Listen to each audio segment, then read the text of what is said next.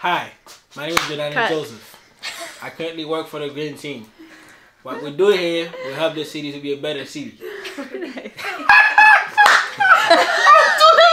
That is Kristen. She's the leader. Yeah. Aw, look at that pretty face. Say something. Tell us more about the Green Team, please. We harvest everything we can. And we have a lot of fun. Yeah.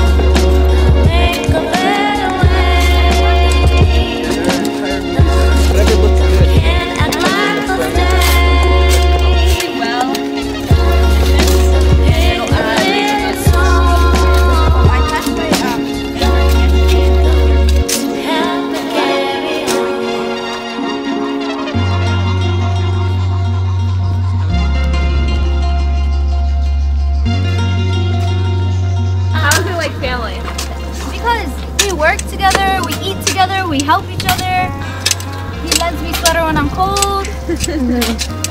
These are one-time things. And all together we make life. Nice, I like that. You have to move your whole head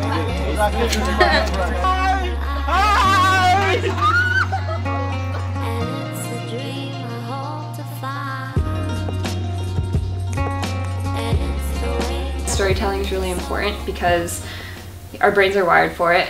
You know, we process everything through story. We're constantly telling ourselves stories, and we connect to other people's emotional states through the stories that we tell ourselves and to the stories that we tell other people. And, you know, we laugh and we heal through stories, and we share and we get to know other people. And it's just, I try to start off every session with, you know, some sort of story, anything. Rate your day from 1 to 5, or give a rose and a thorn for your week.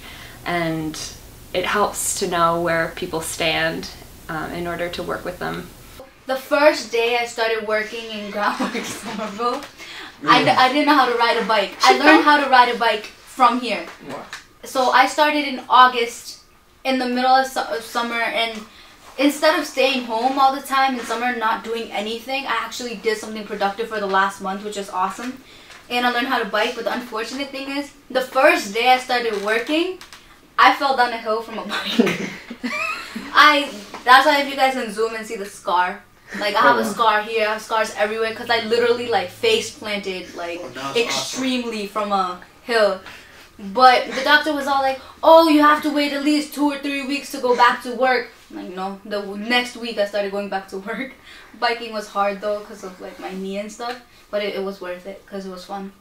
Other jobs really couldn't compare. I have plenty of friends who work in like retail jobs and things like that, and they're not really getting a sense of fulfillment at the end of the day. They're really just like, oh, I have work, you know. But coming here, it's like you're creating life. Just communicating with new people and friends who all had a common goal just felt so nice, you know. It wasn't like high school where our common goal was education and school, but that could be difficult, that could be different for every single person. But here in the Green Team, we're just doing practical things. Like Daniel said, we're learning practical skills and we're learning better to communicate with each other. It's not like one of us did something specific while the other ones did something else. We kind of just rotated the pattern, like say, somebody wanted to go get water this day, somebody wanted to get water the next day at the same time, you know. I'll weed here, you know, something like that, or somebody's making a poster or a sign for the beds and things like that. So it's like we all got a chance to work on everything almost, you know, but we helped each other out and showed each other what we learned, and, you know, it was a good rotating pattern. It's fun, you know, it's not boring. It's not like any other job, you know. These people aren't like other people, you know. All you guys are special, you know. We all have something to show the world, something that we learn from each other, something that we can, you know, change the world.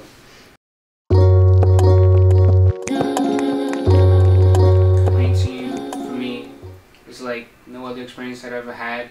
I think it's very unique. I think in some way it changed me. I think each and every one of you changed me.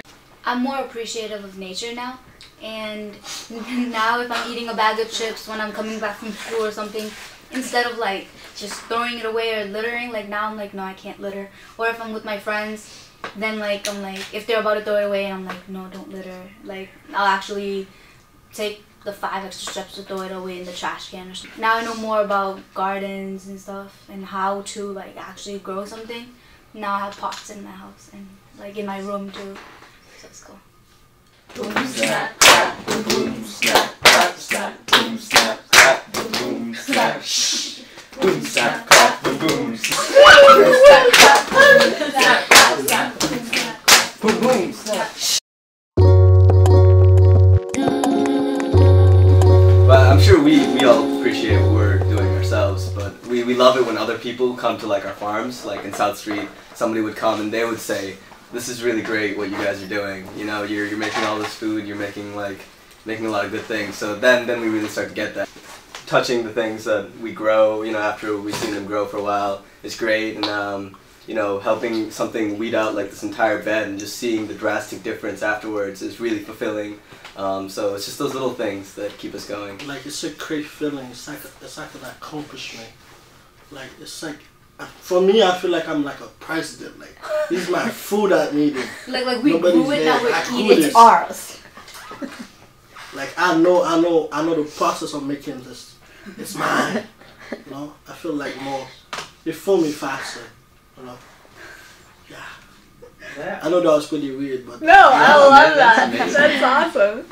Like before, I don't really ever like to eat vegetables and stuff. And now like I like it. Now I learn how like it's actually can be good and stuff. Yeah. Oh, come on, we're hanging. I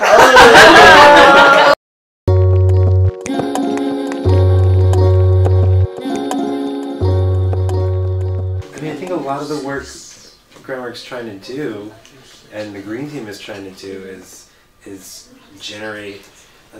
try to foster and encourage leaders from within the community that they live. So I'm hoping, you know, that, you know, Laxmi and Sal and Jordani and LaPasha are going to be the aldermen, you know, 15 years from now. One of you will be the mayor, and I wasn't born here. you know, you'll be small business owners. Some future projects on South Street Farm include painting a mural on the corrugated fence, because right now it's, you know, it's kind of bare and it still looks like an abandoned lot during the winter time because nothing's really, you know, there's no plants and there's snow covering all the beds, and we want it to be more of a community space. And in order to do that, we need to make, you know, we need to make it look more friendly. So we want to paint a mural, like a Groundwork Somerville or a data mural that actually gives people information about hunger in Somerville, and it could really be a resource as well as a more welcoming community space. We're working with high school students from Prospect Hill Academy, and they're building an extension to our rain harvesting roof. So they're also building a bike-powered pump, and you know, that's going to be great because water access on the farm is pretty low. The only water that we get is from across the street, and we have to drape a long hose across the street and it gets run over by cars. So this is great for ensuring that we can water our garden during the summer. And we want to grow mushrooms within the beds themselves because mushrooms and vegetables can be really great companions in the garden. And we have a couple big volunteer days coming up, so we're going to clean out some of the debris and trash from a lot that's adjacent to South Street. So it's a lot that's 3 times the size of it, and we're hoping to possibly extend the farm in the future. And we want to be more of a presence at the Mystic Mobile Market during the summer. We usually sell all of our produce at the Union Square Farmers Market, but the Mystic Mobile Market neighborhood, I mean, they have less access to fresh food, and part of our mission is to bring more food to communities that really need it. So we want to do that, and we're just gearing up for another season of growing and harvesting.